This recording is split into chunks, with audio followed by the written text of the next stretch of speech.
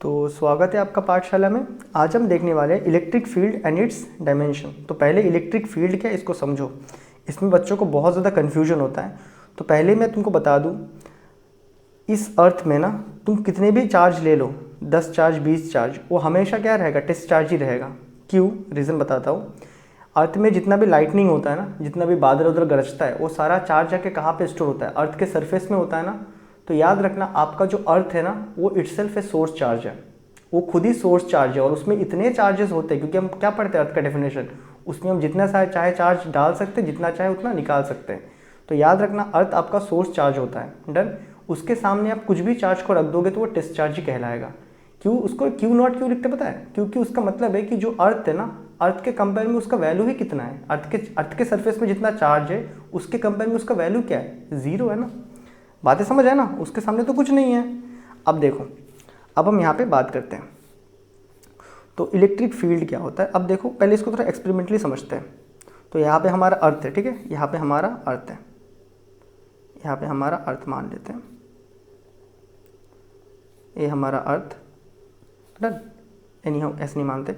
मान लो कि मैंने क्या किया, मेरे पास कुछ रूम्स हैं, मेरे पास कुछ रूम है। पहले समझते हैं कि ये चीज़ क्या है। तो मैंने क्या किया, मैंने एक सोडियम के चार्ज को लाया, दैट इज़ मैंने एक Na+ बनाया। इसका एक इलेक्ट्रॉन मैंने बाहर फेंक दिया, दैट इज़ क्या बन गया, +Q चार्ज बन गया। ठीक है, मैंने इसको लाया, अर्थ में है, अर्थ के पास दुनिया भर के चार्जेस है, इसीलिए वो सोर्स चार्ज कहलाएगा हमेशा। ठीक है। अब जब मैंने इसको लाया यहाँ पे, तो मैंने देखा, यहाँ पे मत मानो अर्थ है, ठीक है। तो मैंने क्या देखा कि ये जो, जब मैंने इस चार्ज को यहाँ पे रखा तो इस चार्ज को इतना दूर दूर धकेल दिया, फटाफट धकेल दिया। ठीक है। फिर मैंने बोला ठीक है, यहाँ नहीं, इस रूम में आते हैं। जब मैंने इस रूम में फिर से वही चार्ज को रखा तो मैंने देखा इसको थोड़ा सा धकेला। फिर जब मैंने वही चार्ज को इस रूम में लेकर रखा तो मैंने देखा इसको धकेल ही नहीं रहा है। मैंने बोला, पहले जो समझने वाला बात है कि सोर्स चार्ज का फंडा हमें आया कहाँ से, कि सोर्स चार्ज कुछ होता है करके, कैसे आया हमें समझ। याद रखना, ये हम लोगों ने ऐसे एक सोडियम के आयन को लेके यहाँ पे रखा, देखा 50 से इसको धकेल दिया, यहाँ रखा थोड़ा कम, एकदम बाहर रखा, धकेला ही नहीं। डन है। तो यहाँ पे जो फंडा आ रहा है कि इसको धकेल रहा है, इसको कौन धकेल रहा है भाई? पहले तो यहाँ पे तो हमें कुछ भी चीज़ नहीं दिख रहा है, कुछ भी चीज़ नहीं दिख रहा है, लेकिन कोई तो इसको धकेल रहा है ना। मतलब फील्ड क्या होता है? फील्ड में हम क्या करते हैं, खेलते हैं ना। तो यहाँ पे इलेक्ट्रिसिटी क्या कर रहा है, खेल रहा है, किसके साथ? इस चार्ज के साथ। आइडिया मिला? फील्ड क्या होता है? मैदान, उसमें जाके हम खेलते हैं। यहाँ पे कौन खेल रहा है? यहाँ पे कौन खेल रहा है? इलेक्ट्रिक फील्ड खेल रहा है। डन। इलेक्ट्रिक फील्ड मतलब इलेक्ट्रिसिटी, कोई एक चार्ज है जो इसके पर्टिकुलर इस रीजन में कोई भी आता है तो उसके साथ खेलता है। तो पहले लिखो इलेक्ट्रिक फील्ड का डेफिनेशन कि इलेक्ट्रिक फील्ड क्या है। इलेक्ट्रिक फील्ड,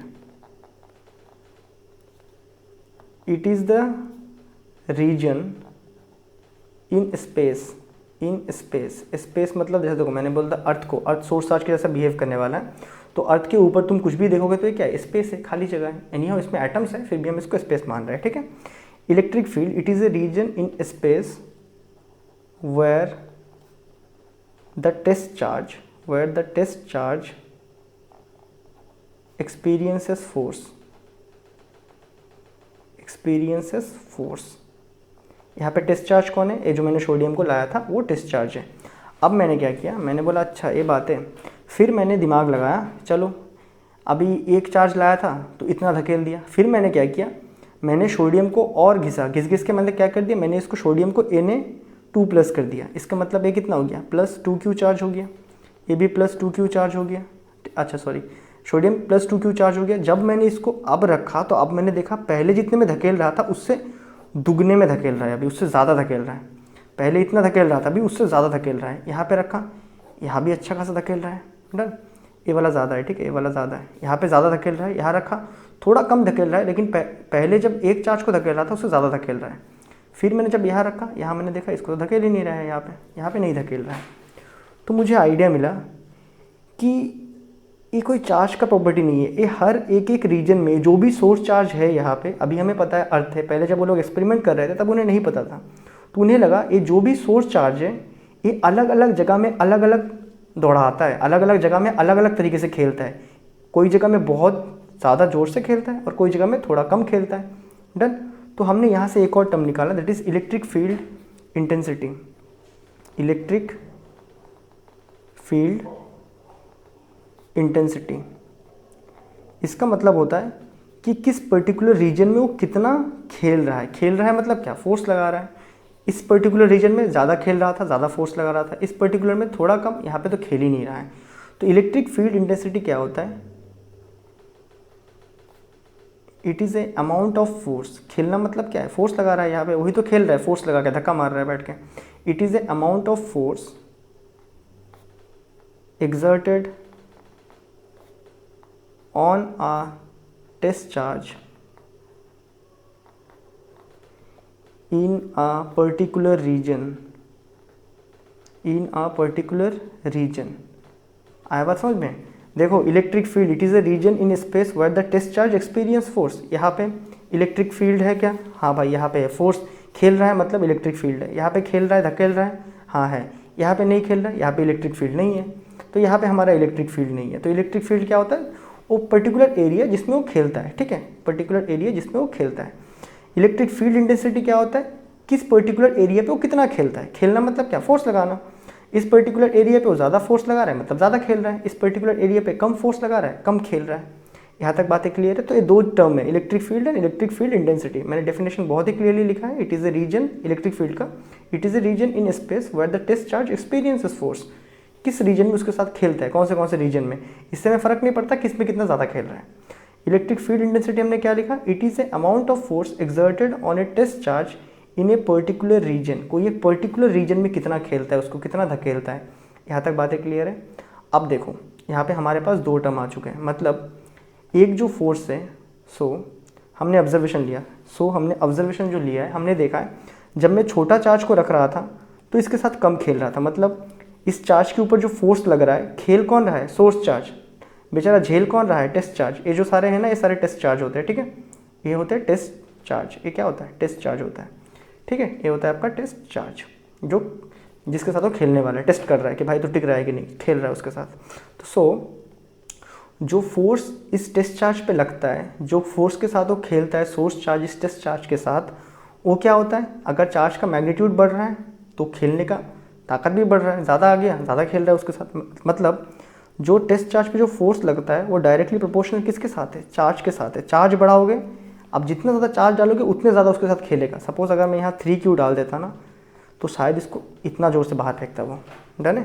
तो इसके साथ है। और हमने क्या देखा, ये डिपेंड करता है इंटेंसिटी के साथ कि इलेक्ट्रिक फील्ड इंटेंसिटी कितना है। इलेक्ट्रिक फील्ड इंटेंसिटी को ई लिखने वाले हैं, ठीक है, डन है। इंटेंसिटी के साथ कि उस पर्टिकुलर एरिया पे वो कितना खेलता है, इंटेंसिटी उस पर्टिकुलर रीजन में उसको खेलने का मतलब कितना शौक है। यहाँ बातें क्लियर है।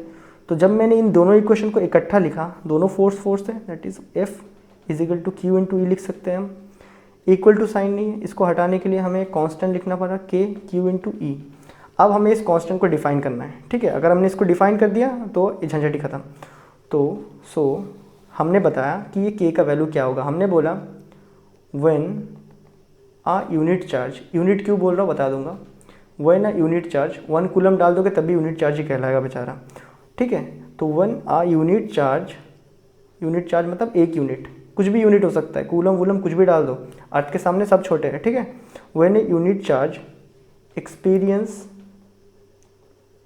Experience a force of 1 Newton in 1 unit electric field,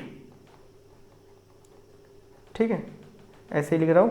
तो व्हेन आ यूनिट चार्ज, जब एक यूनिट चार्ज मतलब एक यूनिट का 1 न्यूटन का फोर्स झेलता है, तो के चार्ज कितना है, 1 यूनिट का है।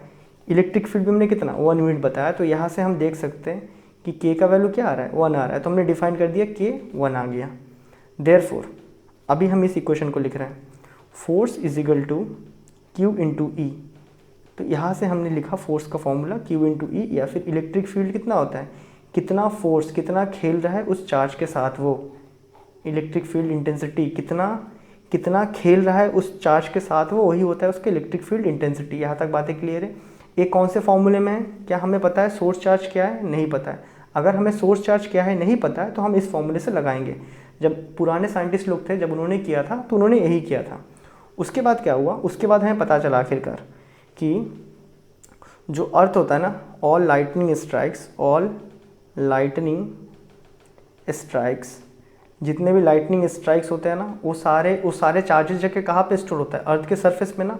All lightning strike charges are deposited, कहाँ डिपॉजिट होते हैं, deposited on the surface of earth, surface of earth. और बहुत ज़्यादा चार्ज होता है भाई, बहुत ज़्यादा, तुम सोच भी नहीं सकते हो।